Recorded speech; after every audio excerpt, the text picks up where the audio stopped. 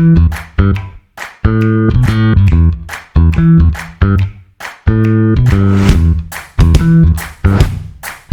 listening to the Common Fan Podcast, a Husker football podcast for the common fan, by the common fan.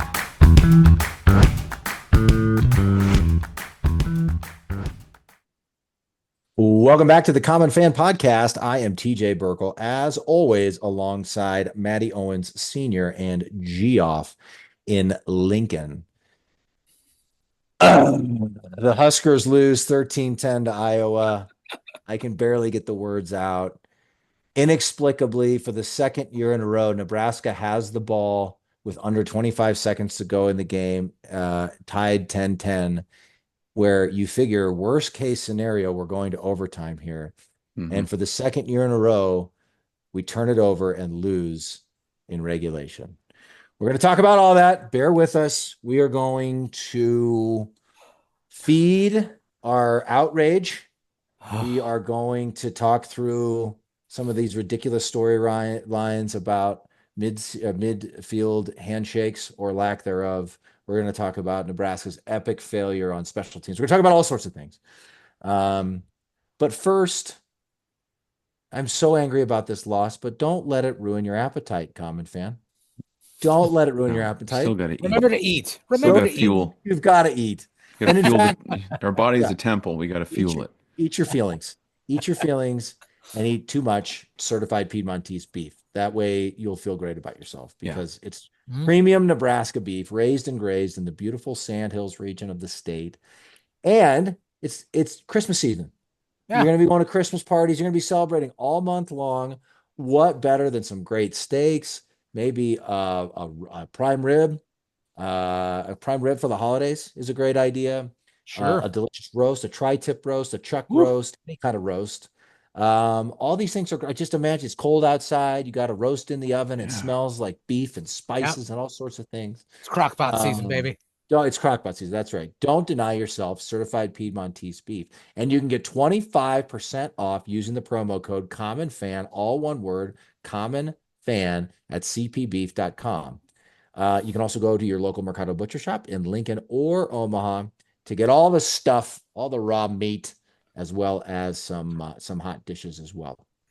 Check out cpbeef.com. Use the promo code CommonFan. You know what to do, Husker Nation. Promo code CommonFan. Certified Piedmontese, powering the Husker football team and powering the Common Fan Podcast. Also, make sure to check out our website, www.commonfan.co. TS Web Services did a great job building the site for us. You can trust them to take your online presence to the next level. We had a great experience working with their team.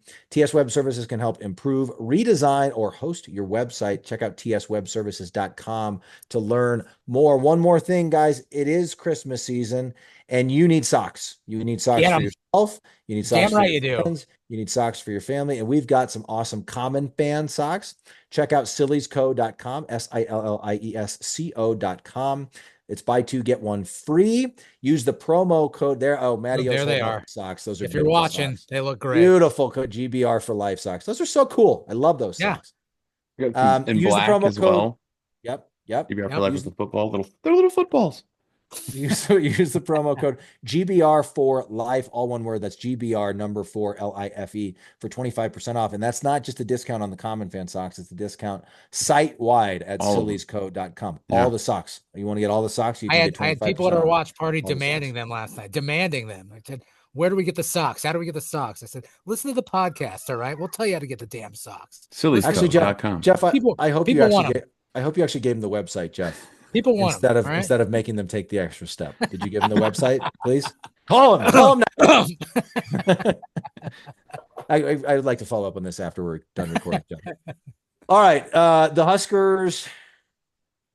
I don't even know. Jeff's getting written up by the board. I don't even know if I can talk about this, guys. We can. Come on. We are men. We are men. Let's start it off, and we'll start off a little bit more lighthearted here, okay? Before we just dive right in. No. I don't know what's more concerning for me, the fact that this happened 2 years in a row to us, or the revelation that my mustache doesn't have any power. It doesn't freaking matter. This thing doesn't mean a damn thing. TJ, before we recorded, we didn't even talk about this. Was this you just this thing is worthless. It means nothing. Yeah. I put my family and friends through this for nothing. It's not nothing, Jeff. It What's looks magnificent. No, Jeff, What's we the never, point? I hate to break it to you, we never gave you credit for the mustache correlation to the Colorado win. That's when you took credit for it, right? Yes, you did. Yeah. So just so you know, this thing does nothing. We've no magical power. We've known that. We've known that for weeks. Oh yeah. Thanks for telling me. Appreciate that. Appreciate that. I got to be honest, guys. I felt so good after Wisconsin. It's remarkable the swings and the pendulum and the wild ranges of emotion that humans can feel within a matter of less than a week. But I honestly, like, after the Wisconsin win and seeing like Iowa was really one-dimensional. I knew we were really good at run defense. I knew we'd have a hop in our step on the offensive side. I thought we would do exactly what we did in the first half. And there was no reason to believe that we would come out and literally hand the game away in the second half. Yeah. Like, I thought at the very least, another field goal or another touchdown, and this is probably out of reach, even if we make a couple of dumb mistakes, even if Iowa scores, some points or whatever, like get to 13, get somewhere between 13 and 17, and we probably have this thing won. And apparently that was too much to ask. It really was. Oh, it was. That was a bar too high. That was disgusting. Well,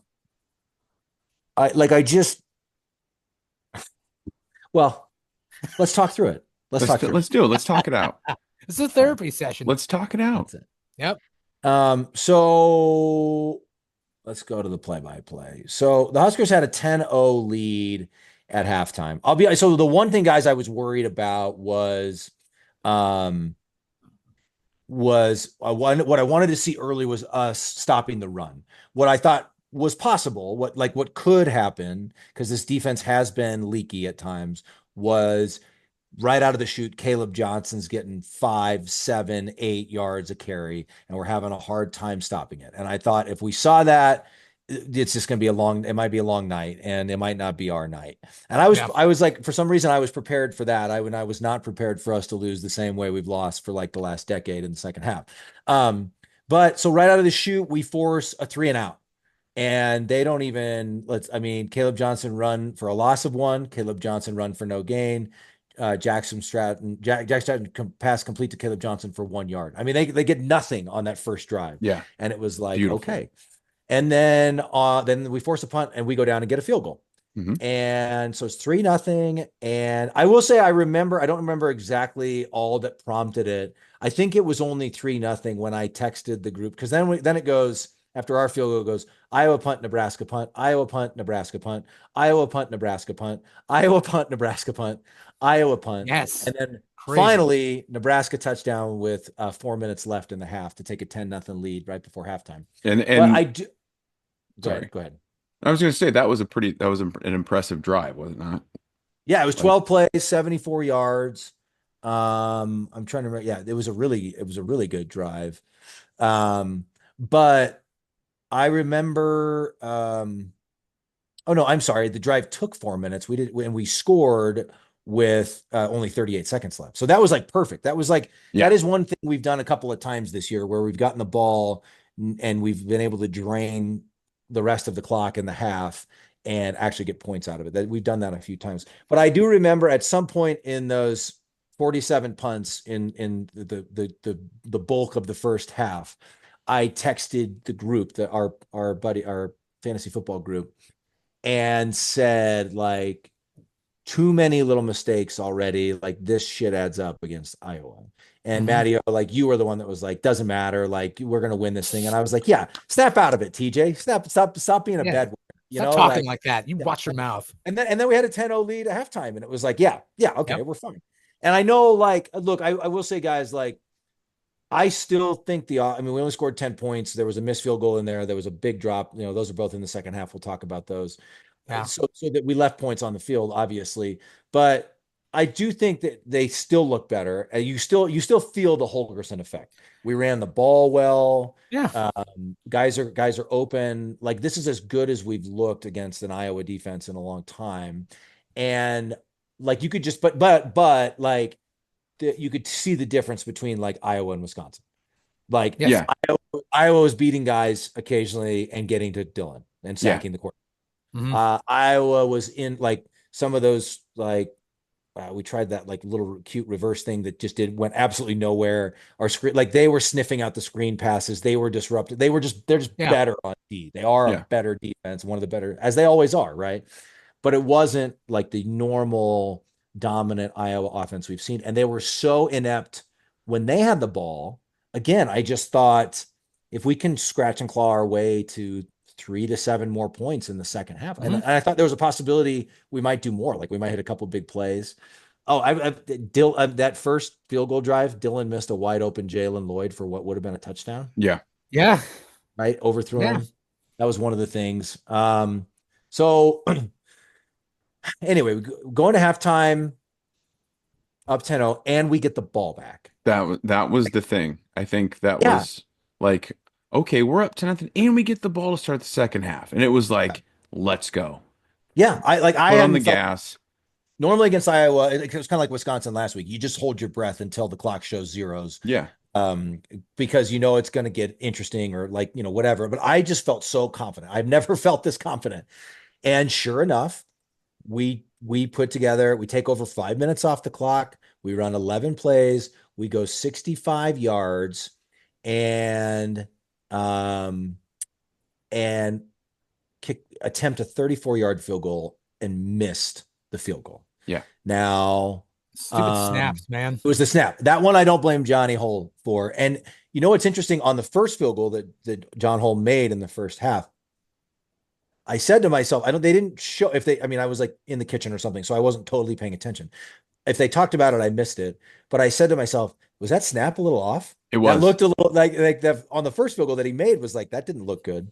That was in the end zone that me and Matty Jr. were in. And I like breathed a big sigh of relief because the snap, like, so I don't know. I don't, God bless me. I don't know the long snapper's name. But I don't think he's going to be playing anymore. We don't need to know his name. He's been putting him way too far to, let's see, it would be his right. It's not it's not. Yeah. It's like Bushini's having like, reach back. It's not like he's like reaching out, in front of him to catch it. It's towards his body. Yeah, which try anybody. I guarantee, like, try to do that. Try to catch a ball near your stomach or your thigh and put it down on the ground as fast as you can and spin it. Like, good luck. Yeah. Yep. And so that was really frustrating. And we're going to talk about Ed Foley and special teams and all that because we'll talk about all that. But then came, guys, the next sequence decided the game. The next, 3 or 4 possessions basically decided the game. So we force a punt. Iowa only runs 5 plays and the defense does its job and forces a punt. Sure. And then came the muffed punt where I don't know, was it IGC? I think it was Garcia Castaneda. Just didn't field the ball. He looked like he was in a position to fair catch it. I mean, we don't have a punt return in the golf bag. Apparently, we've decided we're just not going to return punts at all. No, so but he was in position to fair catch it, didn't do it, and then I don't blame Vincent Shavers at all, Vincent Shavers Jr. at all for diving after it because that was my question. That's what I don't, and I wasn't sure if I was being too hard on that kid or not because he didn't field the ball. It takes a bounce. We don't touch it. And then, like you said, Shavers tries to grab it. Like, I didn't know if he made a bad decision or not. So I'm glad you said that because my first reaction was, why is he trying to grab that thing? Like, we didn't touch it yet. If at best it'll be down on the one, at least we'll still have the ball, right? So I was at that dude for trying to field it or trying to grab it. Well, but I just don't think he knew. Like, and I think and Rhule said after the game, you're supposed to yell poison, poison, poison if someone's touched it. And so I don't think they were yelling that. So he's a true freshman, but like he obviously like was thinking someone had touched it. And at least watching on TV, it looked like either IGC touched it or I don't know who else it was. It bounced right by somebody else. And so I was sure one of those guys had touched it. And then Shavers dove in. I would also argue that the Iowa guy touched it first, which would have just made it our ball wherever the Iowa guy touched it. Right. But it was like bang, bang. And because the ruling on the field was that it was Iowa's ball, it wasn't enough to overturn whatever. Yeah. But I got a just like confession. I got a confession for that one. Oh, I was in the geez. men's room at Kinnick when that happened, and I have a bone to pick with the design of their stadium and particularly their men's rooms. Can they get some damn urinal troughs? They The don't have line, urinal the troughs? lines for the It's men's absurd. room at Niall Kinnick Stadium are absolutely ridiculous. There is Get no way get a there should urinal be a trough. line out into the concourse No, for a men's room. That's frustrating. Just one of the many things I feel like we're a very superior football program. We And our got facilities we got are urinal well troughs, suited for a folks. man to go to the bathroom during a TV timeout and make it back to his seat before play starts again. Done it many, many times at One Memorial Stadium Drive. Yeah. Impossible at Kinnick. Just throwing that out there. Didn't miss the whole thing, came back to my seat. Junior says, I'm like, what the hell happened? He goes, well, Dad, I thought you left me. IDC muffed a punt. Well, he didn't touch it, but then they said that we touched it, but we really didn't. And so Yeah. my son in the stands is, and I get it, we're biased, but he's like, no, he didn't touch it. He's like, I saw it on the video board. Shavers didn't touch it. But anyway, sorry. Yeah, no, that's excellent, like on the ground intel, Matty. Urinal Thank troughs. Yeah. Thank Urinal you. troughs. Get some troughs, Love 'em. Hawkeyes, for crying out loud. So then, like, the defense once again bows up. Where'd they have it? On the 4, I think. They had the ball on the 4, and we held them to a field goal, basically. Yeah. So it's huge. So it's still 10-3, and it's like, just go get a field goal. Go get something to where this is a 2-score game, and I think we're still going to win, right? Mm-hmm. And then Iowa forces a punt after their field goal, and then that was the Caleb Johnson touchdown reception, which was right at the beginning of the fourth quarter.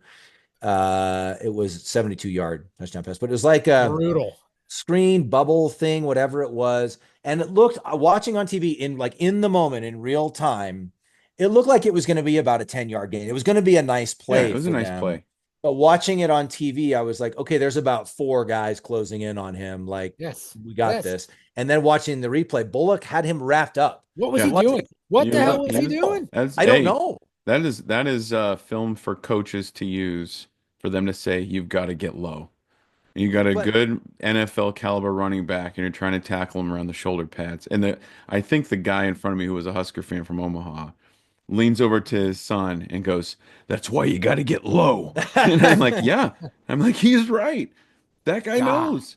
Yeah. You can't try to wrap up a Big Ten running back around the shoulders. You just can't.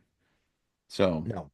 But yeah, we should have had him. We should have had him. And it didn't seem like Bullock was the only guy that should have had him either. There was like three, there was at about least 5 three guys. defenders. No, 5. I counted 5 on the replay. And so, but let's be real. I mean, never mind. We'll get into the. I mean, no, go ahead. And then they score, and then again, we each trade 2 punts, right? Mm-hmm. And we get the ball back so we force. Let me say one more thing on special teams. We get the ball back at the 20 with 1:40 to go in a tie game. And thank you. And again, like thinking, okay, worst case scenario, we're going to overtime here, right? Yeah. And but one more thing, like we forced a punt, and they weren't very close to midfield. I didn't think. I can't remember where they were.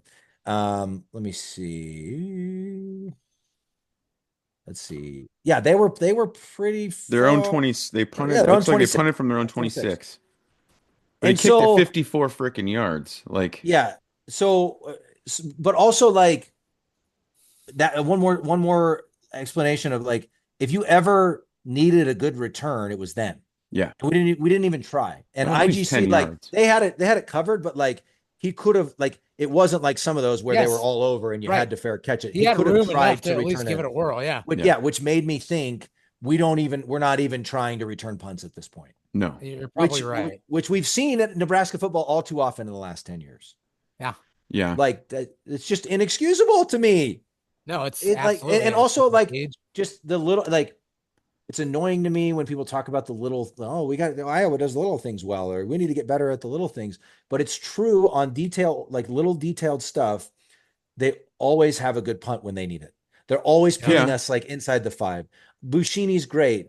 Worst possible game for him to have 2 shanks. Yeah, right? 2 shanks back to back. Like, we haven't figured out the field goal game consistently at all this season. I mean, and I don't blame Hull again. I don't blame Hull. Hull seems to have come around. I blame the damn announcer, not Colt McCoy, the other guy. He pointed it out right before he kicked the ball, and that always freaking happens. How many times have you seen it where an announcer makes a point of how many field goals somebody's made in a row, and then they miss it right after? Like, those people need to shut their mouths. Shut up.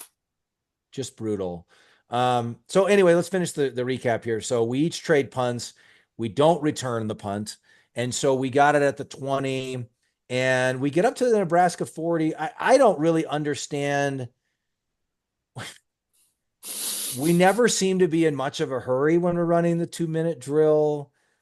I don't know if there's a belief that we're just going to get a couple chunk play. Like suddenly there's 35 seconds left and it's 3rd and 1. See, I think it was, and then there's, when we got the first down and then there's 22 seconds left and it's 1st and 10. So at that point I was like, well, are we playing for overtime? I doubt we're going to, I doubt we're going to, you know what I think? Get in field goal range at this point, but at least it'll get to overtime at that point. Yeah. But you know what I think?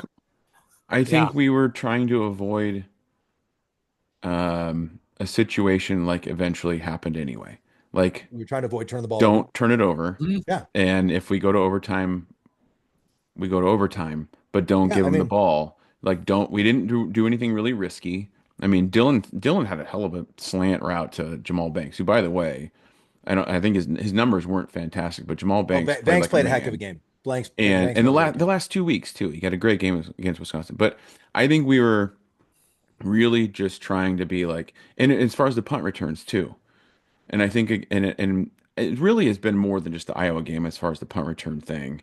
But I think it was really like, hey, let's really take care of the ball. That's what it felt like to me, was like, let's be safe with it. And where I come out on that is, that's what Iowa does. We are not going to out Iowa. I think that the game plan that you have to have against Iowa is, especially if your defense is playing as well as ours was, you have to be more aggressive on offense. You have to take more shots down the field. Look at what we did 2 years ago with an interim head coach. We just said, screw it. Let's throw it down there, Trey's down there somewhere. You can't tell me we don't have at least one guy. Jalen Lloyd burned his guy. Raiola missed him. Why not keep going at it? We had at least a couple, unless I'm mistaken, where we threw a little bit deeper ball and we at least got an interference call. Like, I know Banks had one for sure. Like, why aren't we throwing the ball down the field more? And maybe it's something that they didn't want to try, but I feel like, especially against an Iowa defense who has been susceptible to big plays, like they're good. You want to play in a phone booth, they're all for it. Yeah. You're not going to out Iowa. What I mean by is, you're not going to say, let's take care of the ball, let's play good defense, let's win 10-7 or 13-10. That's not how we are going to overcome this Iowa hurdle. We have better athletes than they do. So what you do is you use your athletes and you try to have dynamic plays. That's my opinion. And have explosive plays. I think that's to me, that's the recipe for beating those guys. Take shots down the field. Be aggressive in your run game. Do what you got to do, because trying to get 4 or 5 yards and have multiple 11, 12 play drives against those guys, it to me isn't going to work out in the end. It's not. Yeah. Well, that's a fair point, Matty. It was funny because I was like arguing with myself toward the end, where I was like, we've been terrible in overtime. Do we really want to go to overtime with these guys? Yeah. But then I was like, the defense has been so good. We can probably hold them. And then I'm like going back and forth. But I don't understand what we're trying to do in the 2-minute drill. So let's finish the recap. So obviously Bryce Benhart gets bowled over and they force the fumble. I don't really blame Dylan for that one, because I don't think he even saw it coming. But I mean, you gotta protect the ball better there. Iowa recovers the fumble. We all knew what was going to happen at that point. Yeah, like, we all knew what was going to happen. I think everyone started feeling that way when it got to 10-10 even. A couple more points on the small things, guys. Like, you got your 6-year senior offensive tackle, who's been pretty good this year, I will say, just getting his ass beat and when at the absolute worst possible time, in a one-on-one matchup with a defensive lineman, and losing the ball there. I think it was the drive before that, a perfectly thrown ball by Dylan who went right through the hands of Isaiah Nair. Yeah. And he had room to run. Yeah. So I doubt he scores there, but he's probably already in field goal range where he was where he was going to catch the ball. And then he probably gets another 10 or 20 yards there. Maybe, who knows? Maybe he scores, whatever. Yeah. I don't know what that was. He just missed it, and then he kind of just kept jogging right through his hands. Right through it. Can you even call it a drop when the guy like doesn't even get a hand on it, but it's right there? Like what the hell was it? He like alligator armed it through, and it didn't even like. Yeah, that was not good. And then going back, one more thing I've thought, guys, just going back to the missed field goal at the beginning of the half. Let's just say everything else plays out the same, except we make that field goal instead of miss it, right? I still think we win the game then, because for instance, late in the game when Iowa is having trouble moving the ball, instead of punting it back to us and being content to roll the dice in a 10-10 game, they're having to go for it on 4th and long late in the game. And they were 0 for 10 on 3rd downs. And so I like our chances in that scenario. I like our chances of keeping them from even getting to midfield. And that's why that's so critical. That's why those little things are so critical. And those points are so critical. So I make the field goal or Nair catch the ball.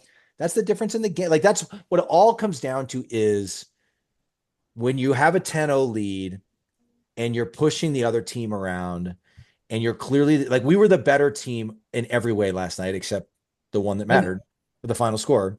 Don't let it get to that point where it's 10-10 late. Don't let it get to that point.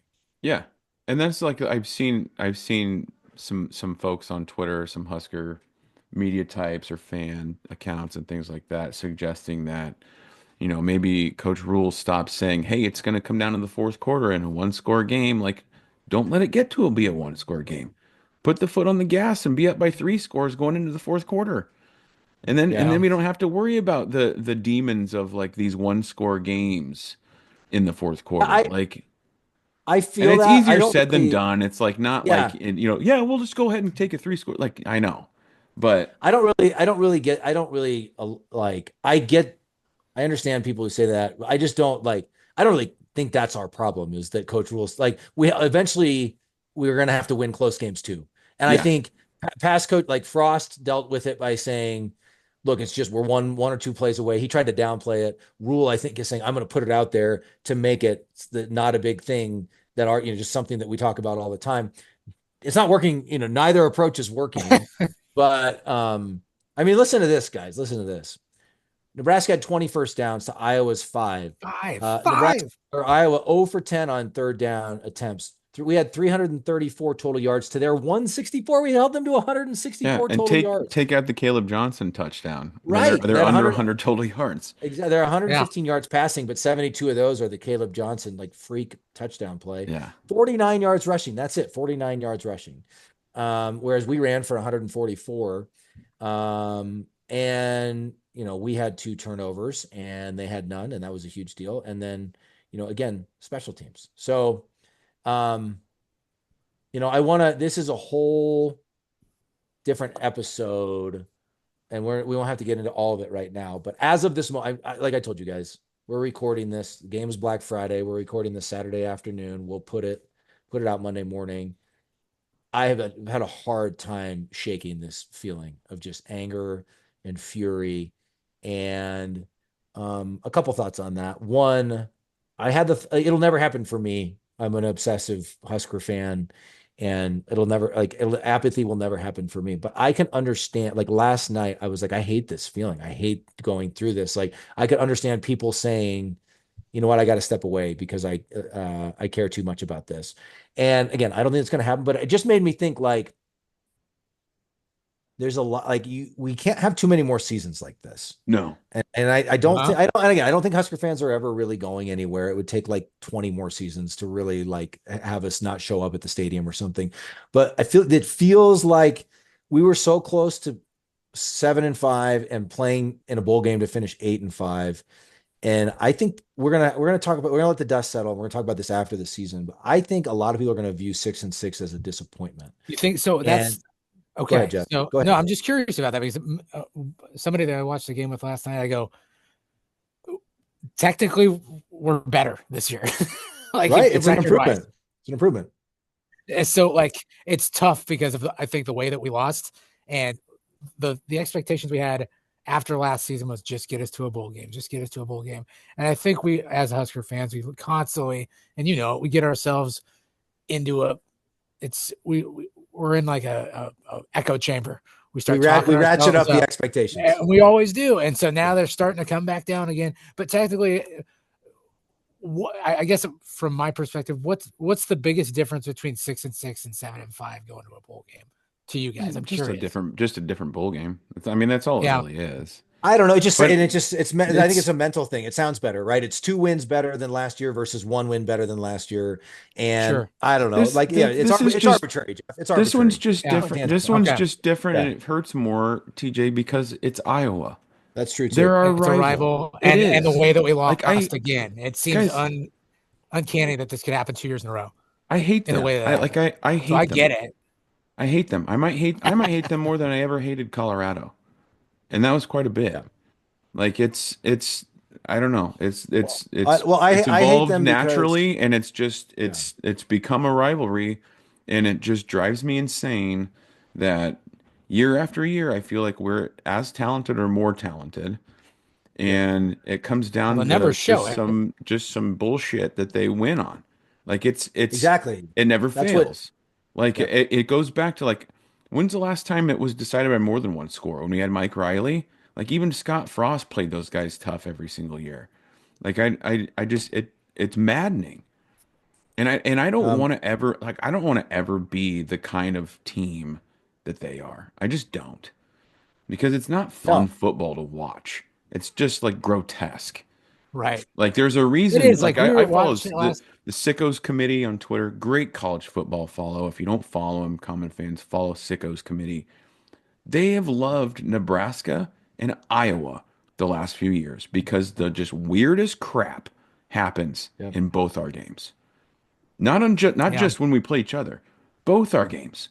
They mock Iowa for how much they punt and just play defense, and then they win on some sicko play. Like it's just I don't want Nebraska to ever be that kind of team. Like I want us to be an enjoyable team to watch where we throw the ball and score, we run the ball and score, we play good defense, and it's entertaining football. It's and it's really frustrating because we are the historically better program. I think we have a pretty good case to make there. And then all of these games, especially in the last several years, the last more recent years, it feels like we are the better team. We have a lead more often than not, and they don't win because of something they do. We end up making a dumb mistake or multiple mistakes. Now, again, I guess they get credit for not making mistakes. Like they still get in the win column. They've won 9 out of the last 10. And that makes Husker fans so angry. But like the insane ways that they've won. There's another Eric at Stu Manji on Twitter tweeted this. He's a good follow too. He's a big stats guy. This is Iowa versus Nebraska 2021 through 2024. Game time that each team had the lead. Nebraska 138 minutes and 26 seconds. Iowa 25 minutes and 2 seconds. Game time insane. Game time that each team had the lead in the fourth quarter. Nebraska 22 minutes and 55 seconds. Iowa 2 minutes and 58 seconds. Wow. Number of wins. Wow. Number of wins. Iowa 3, Nebraska 1. Yeah. Whew. That's just the last 4 seasons. Yeah, that's just the last 4 seasons. So it's maddening. And, Geoff, I just think that, to also answer your question, again, this will be worthy of one or more postseason pods, I think. And we want to get through the bowl game. And I also if we win the bowl game, people are going to be feeling pretty good. If we finish the season with the winning record for the first time since 2016, so I have seen the vibe on Twitter from a few people, not a ton, of basically like, we pushed Iowa around. We won in every statistical category. And we did the same to Wisconsin too. We did it 2 weeks in a row.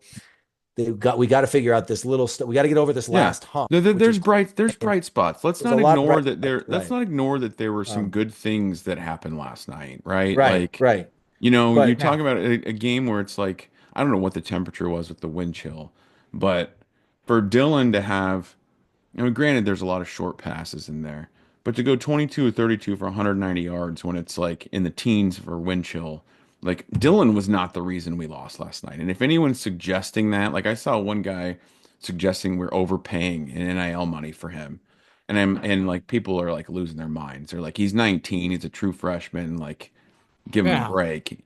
He's not the reason we lost. Like, yeah, he missed a couple of No. guys, but anyone would have, I think, in that situation, in that game, in that climate. Like, Yeah. I don't know, man. Hey, here's one. Here's one. This will make us feel better too. From Arbitrary Analytics, Eric Hess, friend of the program. Yes. Since Iowa fans want to bring up performance over the last 30 years, the Iowa Hawkeyes just finished their best 30-year run in program history. Between 1995 and 2024, they have 231 wins in that stretch. The Huskers have 237 wins over the same period. Oh, wow. So they just experienced their best 30-year run, and even as bad as we've been, we still have more wins. Did I hear that correctly? In a 30-year stretch. Now, we got some really great 90s teams that just snuck in there. It just snuck in that 30-year window. I mean, we did that. Not included. The 95 teams included in that, and 97. Yeah, but we're living in the past, TJ. Totally. Get over that's it. right. That was sarcastic, Jeff. I was being sarcastic. Too. But so anyway, just to try to put a finer point on what I was saying though, like I think we'll look back and say Indiana was the only game where we really got stomped. Yeah. Right. Yeah. We were, going back to the talent conversation, we had good enough players on the field to beat Ohio State. We had good enough players on the field to beat USC and UCLA and Iowa. And we didn't win any of those games. So that's the maddening thing. And I think that like if you're Matt Rhule, they just scored 10 goals, Jim. Right now it's everybody's net, right? Right. Everybody's job's on the line. And I don't like, and I think that I'm gonna contradict myself here for a minute. But on one hand, I think Husker fans are way too quick to say fire this guy or fire that guy because the performance is not good. And like but at the same time, and also it's got to have the head coach has to have his discretion. He has to have people he's comfortable with, all that. Yeah.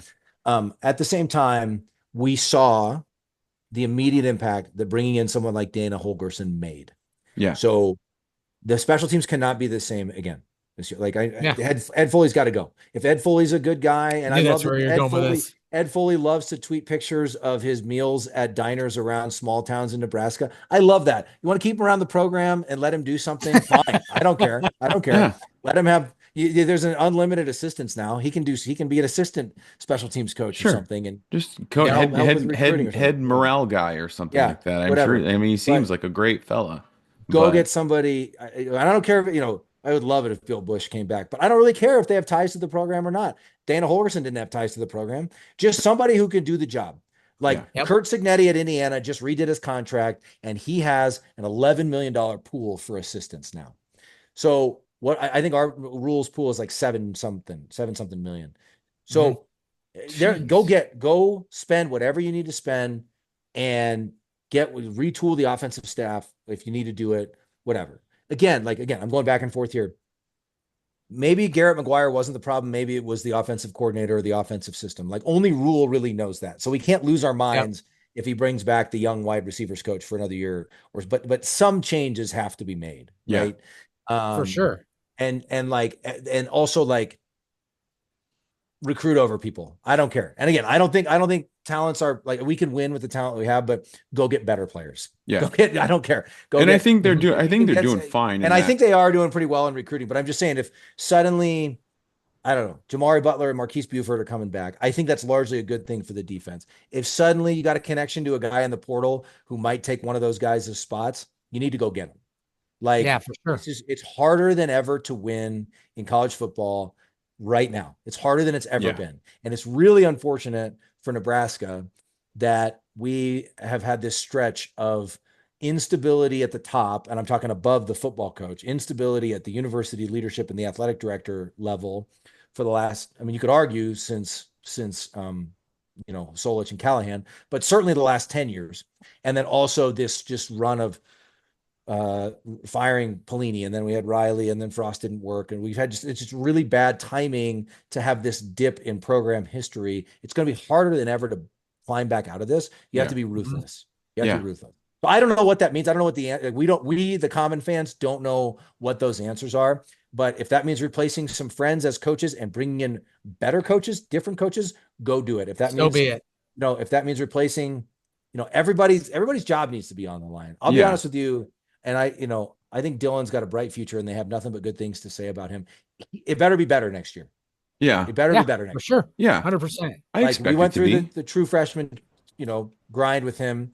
That's got to be better too next year. It's all got to be better. Sorry, I'm just really still very angry about this. Well, you seem like you handle it with a pretty level head, General. You're not irrational. You know what? Did it hurt last night? Yeah. Has it taken a lot of conversations with, my 12-year-old son to calm me down and thinking about this with somewhat clear head? Yeah.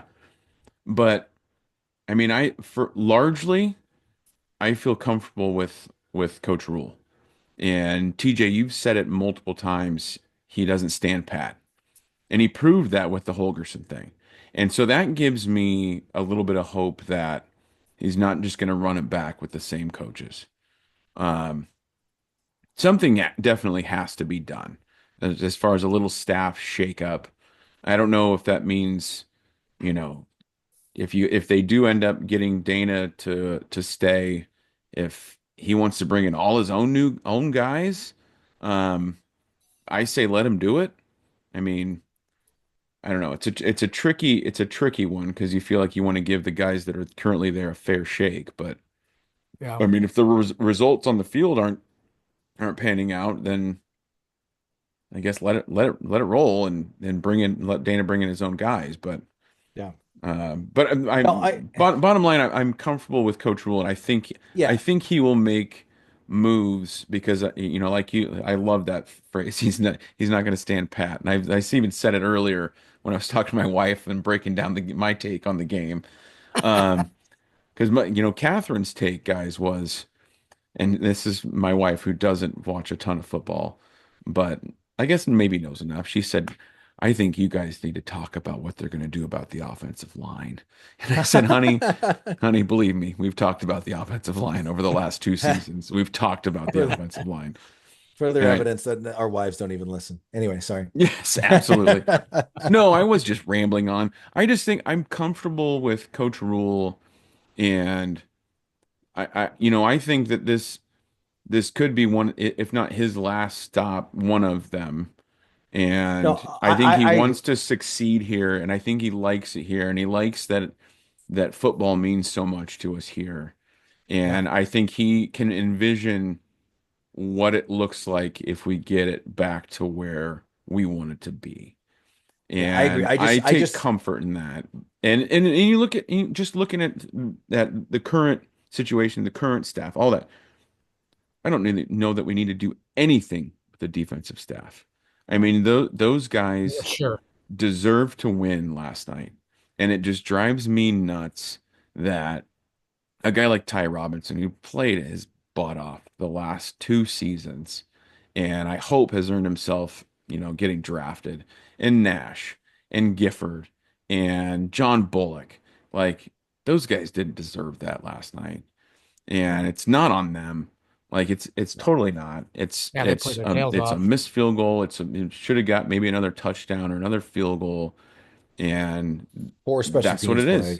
Special teams. I mean, again, even with the Caleb Johnson touchdown, which was atrocious, they gave up 7 points. Yeah. Like they gave us 7 points. Like that's it.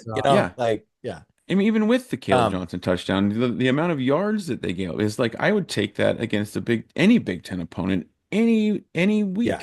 Like you give up 150, 160 yards, you should win by multiple scores. You should. Yeah.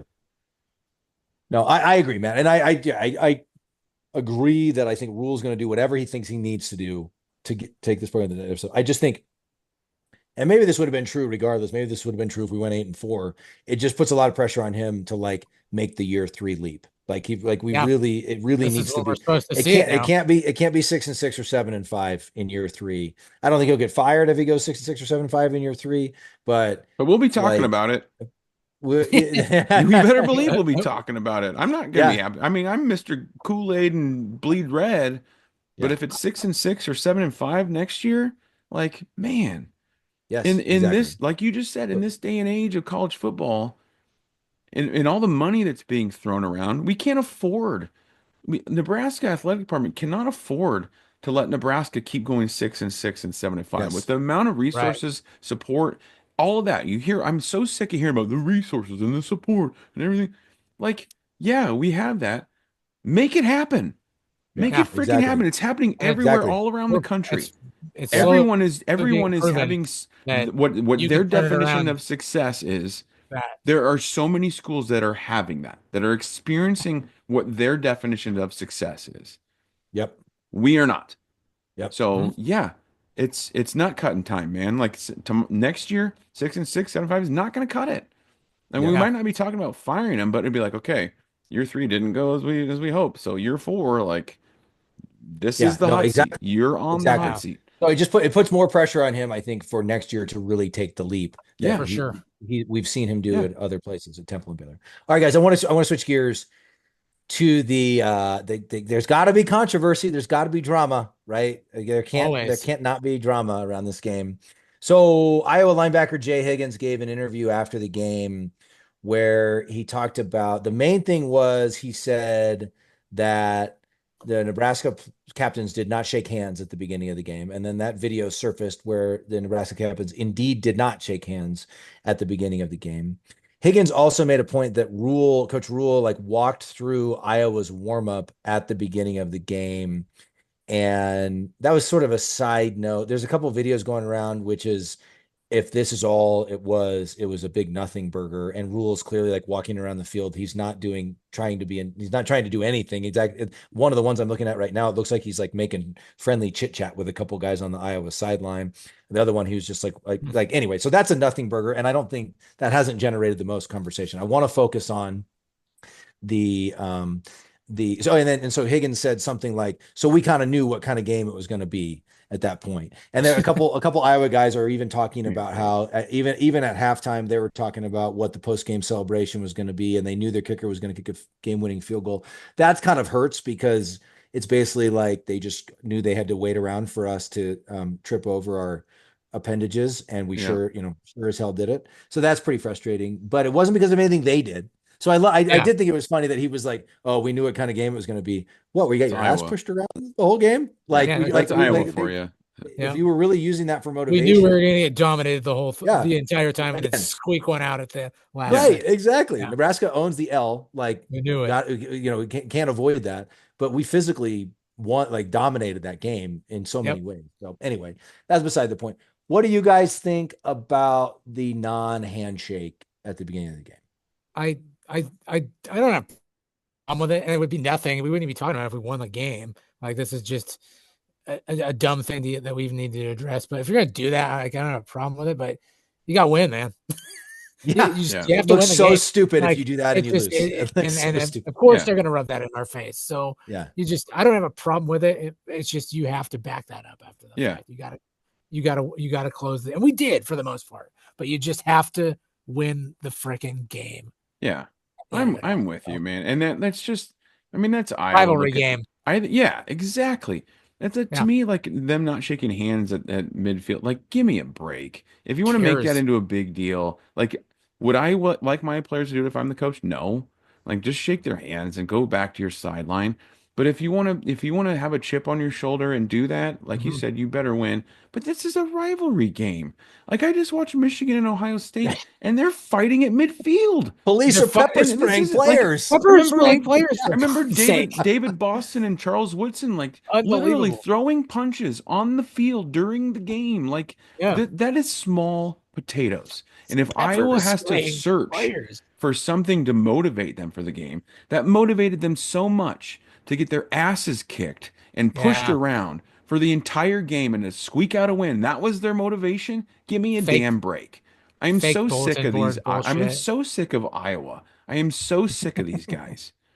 to try to manufacture like motivation to play Nebraska. Like, give me a break. Well, I will also say, like, Matteo, that's a totally fair point. I have a hard time looking past my anger and frustration with the Huskers on this stuff. Like, Yeah.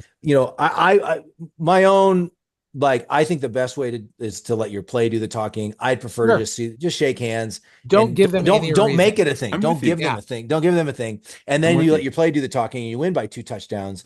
But there's been some really, like, I've kind of like, I can see both sides. There's a lot of debate. Most of it actually pretty respectful on social media, oddly, today. Like, with some people, like, very sternly, very firmly, this is not the way. You got to have sportsmanship. You let your play do the talking. That's what you do. And then the other side is, it's a rivalry game, and they've been disrespectful to Nebraska in many ways, and blah blah blah blah blah. And I could kind of, like, wherever you come down, like, I kind of get it. The biggest thing to me is two things. One, it just feels like when you don't win, Jeff, you're right. One, back it up if you're going to do that. But then two, like, it just feels like a distraction. And I thought Rob Zatechka, former Husker Rob Zatechka, Husker legend, had this great point he made on Twitter. Here's the problem with it. There's 1,000 things you need to be thinking about to be a champion, to win games. This is not one of those things. Yeah. I get it. It seems small, but champions do those 1,000 small things. If you're out there thinking about, hold on, I lost it for just a second. If you're out there thinking about, hey, we're not shaking hands at the coin toss, then I know you're not thinking about those 1,000 other things. That was a Bush League move I'd expect to see from a high school team right before they lose their first round playoff game, not from professionals making six figures in NIL money at the highest division in college football. To me, that was the most compelling point about just shaking hands. Yeah. And I thought, and like that, to me, that's the biggest thing, is when you're doing stuff like that, then you're not focused on winning championships. And like Pot Roast, defensive line coach Terrence Knighton, and Jamari Butler, like, some of those guys have been tweeting about it today. And I love both those guys. This is no disrespect to those guys, but my knee-jerk reaction is, this is what you're thinking about after the game? Yeah, just stay down, man. Yeah. And the defense did their job. So whatever. But, and then the other one was, here's again, this is like, I think we're kind of saying this too. Like, it's kind of like, at the end of the day, I get people, however people want to feel about this. It's just kind of an eye roll for me. Like, back to Eric Stumanji on Twitter. Among the myriad reasons Nebraska football needs to get its act together and start winning games, none ranks higher than avoiding having days like today where we all lose our collective minds about irrelevant topics like handshakes. Yeah. That's kind of where I come to. Like I said, me personally, I'd like to see them shake hands and just not make it a thing. Like you said, Jeff, not give them anything and just be good sports and move on with it. I think take that gamble, They made a point that we didn't shake hands before USC or Ohio State. And I saw someone made the connection on Twitter. They thought those, like, Nebraska tries to do a pregame prayer at midfield every game. And it was Iowa, USC, and Ohio State that, like, wouldn't let them do it at midfield or something like that. So it was potentially, I don't know if that was confirmed. It was just a suggestion on Twitter, potentially a reaction to that. In my understanding, they're just saying a prayer at midfield. They're not, like, planting the flag or being disrespectful or anything like that. I so, like, again, like, maybe just pray in the end zone or something. I was just going to say, maybe we consider just moving that thing down in the end zone or something like that. But because I remember hearing that there was issues, but usually it was like their players being like, "Hey, get off our midfield."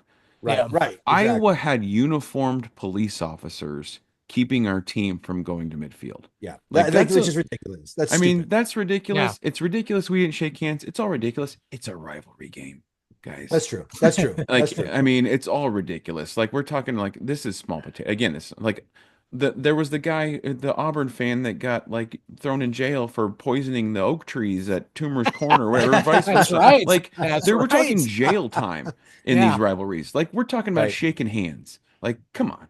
Like, now I think we all come from the school of, like, hey, before the game, you shake a man's hand, you go out and kick his ass, you shake his hand after the game. Yeah, exactly. That's the school that we come from, right?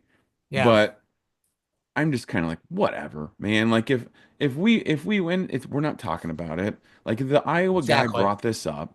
And so Yeah, then that's right. Nebraska's That's exactly right. forced to address it. Like, come on. Yeah. Come on. Come on. Come on, man. Oh man, it all would just feel better if we had won the stupid game. It Right? would. Touche. It would have felt Yeah. great. Yeah. We got to do corn cobs, boys. I just want to throw in real quick, if you don't mind. I Yeah, want to throw in yeah, real yeah. quick. I think Do it. most Nebraska fans Do it. should make a trip to Kinnick. I will say No. it makes me No. feel yeah, You, if you don't want to, that's fine, Jeff. I wouldn't expect you to. Anyway, you lost me. They don't have but urinal troughs. I'm not going. it's I gotta say, it's not the most easily accessible, enjoyable, or like everything surrounding the game. Like it's fine, the stadium's fine. They don't have urinal troughs, whatever. But when you've got to park a mile away and then like we parked a mile away, we had to walk down basically what's amounts to a residential area that leads the road that leads up to the stadium. Would be kind of cool if you're an Iowa fan because there's all these houses that are having these giant tailgate parties and just look like they're having a great time. But for somebody that doesn't have an in to go to a tailgate party or for a visiting fan, there's not a hell of a lot to do around the stadium. Like there's not a lot of bars, there's not a lot of restaurants.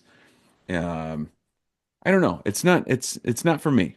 The Iowa fans seem to Sounds enjoy it. sounds lame. They're a different breed. Not for me. I like to tailgate, but I like the option of maybe I'll just walk, you know, 500 yards to this way, and there's a bar right there. How was the wave thing? That seems It's pretty cool. that's a cool tradition. I mean, Yeah, definitely. I like that it gives off the message that like, hey, we're here watching a football game. Yeah. This is a football game. There's little kids up there that are really Yeah, that's fighting for really cool. something. Yeah, And so Yeah. I do think it's a cool tradition. Um, so that props to them for that. But otherwise, in-game experience, stadium, everything surrounding it, we're so much better than them guys. Like we're so much better. Facilities, Yeah. urinal troughs, concession We choice at the just concession stand. Like, I mean, the hot dog wasn't that great. I had the second time. No, sorry, I had a bratwurst. It was okay. Went a hot dog because they ran out at the first stand I went to Yeah. of hot dogs and bratwurst. Wouldn't happen at Memorial Stadium. You think they're going to run out of Fairbury hot dogs at Memorial Stadium? Probably not. yeah, Damn no, right they're not. It's no. really a second-rate operation. Second rate Sounds on like it. it. Sounds Yeah. terrible. Yeah, and sorry, one more thing. Sorry, I had this thought and then it escaped me and then it just popped back into my head. But the reason Zadishev's point resonates with me so strongly is simply because what has marked this program for the last 10 plus years is not doing the little detailed things correctly. And Yep. it's like Kirby Smart talked recently, even though he's a whiner and I hope they don't get in the playoff, but he talked recently about guys tucking in their shirts, guys being on time for film session, guys being on time for class. It's not like being it's not just making plays when the lights go on. Yeah. It has to be the way you live. It's It has to 24/7. be Yeah. it has to be in everything you do. If you want to be excellent, then you have to be excellent at everything you do. And it becomes habitual and it becomes Right. part of what you do and who you are. And so that's why Zadish's point resonates with me. So anyway, that's I feel like is kind of maybe not the final hurdle, but the biggest hurdle for that Matt Rhule yet has to conquer, right? Is because I Yeah. think when you get on top of those little things and you eliminate those mistakes, then you find yourself with bigger leads in the fourth quarter, or you find yourself making the plays when you need to in the fourth quarter, Yep. or not making the mistake, whatever it is. That's kind of probably the biggest hurdle left to conquer. As we said, I think he's got a good foundation and culture in place. We got a ton of young talent with more coming. It's a matter of figuring out how to win some of these games now. Yep. Yep. Sure. All right, Corn Cobs boys. Oh, geez. Jeffrey. I was trying to think. I mean, you have to go with somebody on the defense, right? Like, I feel like you have to. I'll go with Ty Robinson this time around. I don't think I I've like even it. given one to a defensive player yet. So Because you're all Hollywood, Jeff. You're I am, all exactly. I like that. touchdowns and there bombs. weren't a and- lot of big flashy plays in this game, right, fellas? Nope. Not a lot of them. Nope. So no, they played well as a whole. So I'm going to go with the polar bear on this one. I love that, Jeff. You said Ty Robinson. Oh, whoops. Sorry. My bad. Yeah. Ty Robinson. My bad. Oh, Okay. Yep. okay. I didn't mean Um, Nash. I'm gonna go with a guy who wasn't even our leading rusher, but I thought Dante Dowdell had a couple of runs that looked a little different to me, like a Yeah. little Yeah. bit more. He had a little more steam on him, and he made one run that I don't know, it was maybe an 8 or 9 yard run, but he kind of it looked like it was set up to be an outside zone, and he made a great cut left, like Yes. Yeah. a Yeah. Yeah. hard cut, and I'm like, man, he's running like he's like got something to prove today. Yeah, he So doesn't usually Emmett do Emmett stuff played like great, that. but we've all Yep. been all over Emmett for the last 2 seasons. So I want to give a little bit of props to Dowdell. I thought, 13 carries, 50 yards, but short yardage, man. Good luck bringing that guy down. He's going to get at least a couple Yeah. of yards. So Yep. Dowdell Yep. gets my corn cob. Boom. Um, I think the entire defense deserves one, right? Yeah. So I think we Yeah. can just, we can just give one to the entire defense for that amazing effort. So then I'm gonna go with Jamal Banks. Just 4 catches for 41 yards, but to your point, Mattio, it felt like he had a couple of big ones, like in key moments that weren't perfectly thrown balls that he held on to. And yeah, Emmett probably deserves one. Dylan actually played, pretty dang well. Like some different guys, probably deserve it. But I'm going to go with Jamal Banks. Boom. Love it. Nice. All right, so conference championship Saturday. By the time this episode is out, it will be this weekend, this coming weekend, and then I believe by Sunday we'll know our bowl game, right? Yeah. So, Thank God we have a bowl game. I know. How Yeah, much see, there you worse would go. we feel if we didn't have a bowl game? Like that's what Right. we've been Yeah. that's what we've been staring down for the last several years is that when we're 5-6 going into the Iowa game, Totally. imagine losing like that again Yeah. and then again no bowl game. Yeah, Like thank totally. God, man. Yeah, for sure. I agreed. Look at the But bright side. well, yeah, exactly. I was gonna take us back down to negative 10, but I'm not gonna Don't do that. do it, Don't do TJ. it. Come I'm on. not. We're I'm Our turning not. the record page. is better this year. This We're is going to where a bowl this game. is Go to a the bowl airing. game. This is the Go to airing a of Have bowl some fun. grievances and getting it all, throwing all the crap out there. And then we're turning the page, man. We That's Come right. are. on. That's right. I think if we win the bowl game, we go 7-6. Again, we'll have plenty of time in the offseason to talk about all kinds of things, but I think most Husker fans will feel pretty good about that. And we Yeah. better win that damn bowl game, otherwise we're finishing with a losing record. Exactly. Exactly.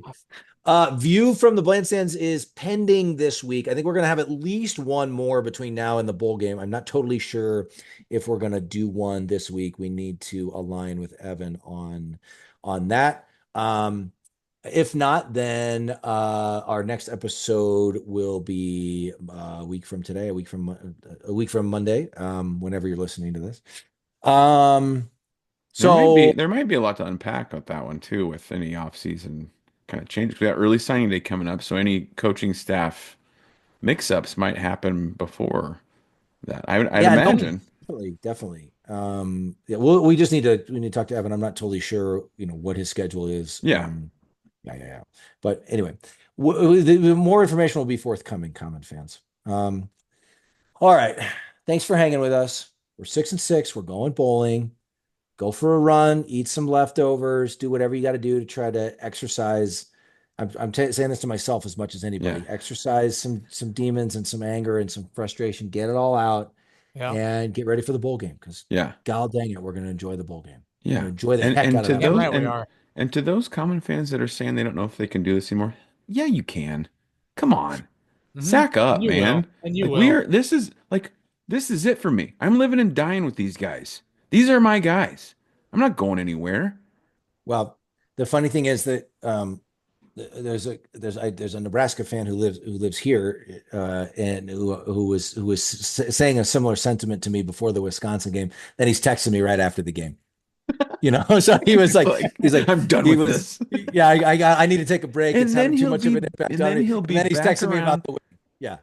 Then he'll be back around come And bowl then he game. texted me after the Iowa game last night too. So, it'll get. And the other thing is like, we will be back. I don't know when it will be. We will be back. It's And gonna you happen. want to have stayed on the bus the whole time. Yeah. No matter how bad it got, you want to have stayed Touche. on the You're a bus. Cubs fan, TJ. You know this better than anybody. How good does it feel when you hang around, you hang around, you hang around, and you're the lovable loser, and then you have a breakthrough, and now they're back to sucking Worst terribly. nickname ever, by But the way. Worst hey, nickname ever, by the way. What Who wants to be a what lovable the loser? hell was that, who- Matt? That whole thing about the Cubs. What do you mean You that can go straight to hell. they're just perennial losers? Yeah. Matty O is a Cardinals fan, so he's working some stuff out here. And I'm not even going to take I'm not going to take the bait. I'm not going to take the bait. Good, you're a better man than I. Who's got a more recent World Series? That's all I'll say. Hey, there you go. See, There you go. There you good go. for you. Cute. Good for you. So that's sweet. That's sweet. It's kind of like Iowa and their cute little state. It's a cute, they don't have quaint any. little. It's a cute, quaint little stadium without. I love watching you. I love watching you guys just kill each other, eat each other. There you go, fight. They don't have any championships. I'm not breaking it up. No, Iowa doesn't have any championships. Oh God. All right, we've talked for long enough, Common fans. And they cheat, by the way. Iowa cheats. Did you guys realize the communications error at the beginning of the game? I totally forgot about that. They're cheaters. That was a total Patriot-esque way of. You remember with Dylan and his helmet? Was his headset not working? Yeah, it wasn't working. I didn't know that. They were cheating. I saw him like pointing at his helmet, like going like this. Like I don't know. They're cheaters too. Major bomb dropped at the end of the episode. Yeah. Thanks, Jeff. For the eight of you who are still listening. They're cheaters. We're gonna Common Fan investigation. You heard it here first. Yeah, you heard it here first. Okay, Common Fans, hang in there. We'll know our bowl destination soon, and then we're all going to get back on the train and start rallying toward the bowl game. We will be back at you soon. In the meantime, as always, GBR for life.